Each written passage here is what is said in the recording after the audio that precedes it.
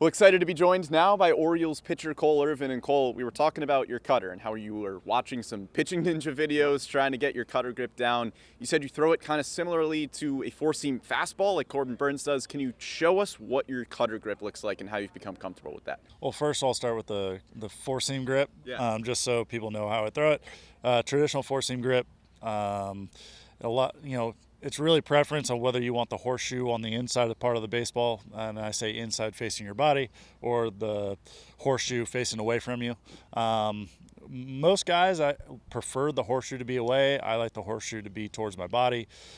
So I took that grip, and after watching those pitching ninja videos, I just kind of ever so shifted the four seam, got a little bit more in middle finger pressure, and my thumb is kind of sitting on the seam a little bit more. So finally tinkered with it enough to be like, oh, that's about right. That should be, because I mean, he's right-handed.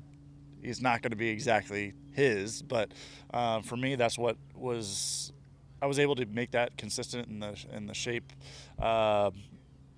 just comfortable for me. Like it. The velo was down a little bit, so this offseason took some time and really focused on the velo part of the cutter. So, just the game never stops. The game doesn't stop for you, so you got to keep continuing to innovate and get better and find things that are going to work for your repertoire, and those adjustments to that cutter are going to be really good. So I know the cutter was something that came to you during the season last year. What was happening with the four-seam fastball that made you think that the cutter would be effective? Was the four-seamer not spinning the way that you wanted it to? Why did you want to make that change? I mean, it was mainly I needed something coming hard into righties. It was never that I couldn't get my fastball in. It was never that I couldn't throw it to the top or didn't spin it right. I needed a hard-moving pitch going into the right-handed batter. And when I was looking at my arsenal, I had a slider that was 78. I had a curveball that was 74, 75. And I went, man, I got nothing honest to keep right-handed hitters, off balance, that is going to come into them at all times. And whether I'm, it's off to on, whether, being an arm side, I'm talking about a cutter, throwing it from like the left-handed batter's box onto the plate. That's what I mean by off to on. And so, thinking about that stuff, I'm going, I need something hard, and cutter was just the first natural thing. And I started looking at videos of John Lester, and that's how I got onto the pitching ninja stuff. And then eventually we got into Corbin Burns, one of the best cutters in the game. And I was like, all right, how does he throw his? I mean, granted, throws significantly harder, not by much right now. Made some adjustments to that too, but that's a different topic for a different day.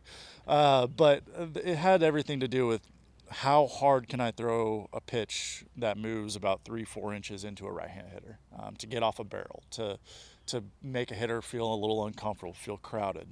That was where it all stemmed from. So the cutter is a hard pitch going into a right-handed hitter. You already had a pitch that was hard going away from a right-handed hitter in the sinker. Can you talk about some of the developments with that pitch that you've made this offseason? Yeah, so simple. I used to throw my sinker two-seam. I call it two-seam. People call it sinker. It's the same pitch.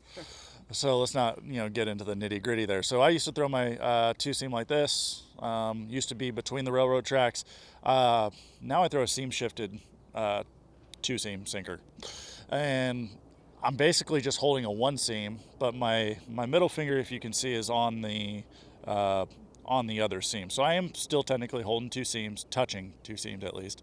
But now it's all index pressure, and I'm getting a lot more movement and a lot more late movement than I did last year, which is what I was looking for out of the pitch. I was getting about 14 to 16 inches of horizontal movement on my old sinker. Now I'm getting upwards to 18 to 20, which is significantly more than I'm used to. So that's been more of a, now I'm trying to figure out how to command it, and that's what spring's for, is to build up your innings, but also get back into a rhythm of throwing in your routines. And so we'll find the command here very, very good. But it's been really good to front hip righties with. We talk about something coming into righties, right? But this new sinker grip, I'm able to command really well to my glove side inside, on the inner half of right-handed hitters. So that's been a lot of fun to experiment with. So you've got the improved cutter and the improved sinker in the offseason.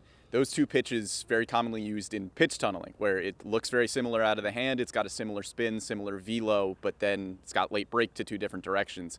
Can you talk about how you use pitch tunneling, what that does to a hitter, and maybe how you sequence those two pitches a little bit? So I'll just kind of reference how I prepare for a game. I don't move on to the next pitch in my like routines until I've executed 3 fastballs to both sides of the plate. And there's days where I'll throw more fastballs in a warm-up bullpen before a game because I'm just trying to get those 3 fastballs, because we're human. Every day we're not robots. We can't repeat. We try our best to repeat ourselves as much as possible, but there is a human aspect of it. So you're trying to figure out what fastball you have that day. So that's the primary reason I throw fastballs. But in between innings, I only throw fastball. And the reason I do that is for the tunneling aspect, because I want everything I throw to be the feel off the fastball. We throw majority fastballs in the game. We throw majority, changeups. That's a fastball arm speed pitch. And then when you get to the curveball and slider, today's age of baseball, it's all fast hand speed. So we're trying to replicate that with, fastball. So everything I throw is based off of how I throw my fastball, particularly my four seam and my sinker. And then I just build off of that. And so it's a very simple process. It's not over, it's not a big plan. It's not fancy by any means, but what it does is allows me to get that fastball feel, and allows me to have that command consistently over the course of a season. Well, young pitchers, hope you're taking some notes here from Cole Irvin. We appreciate the insight, man. Yeah, thanks for having me.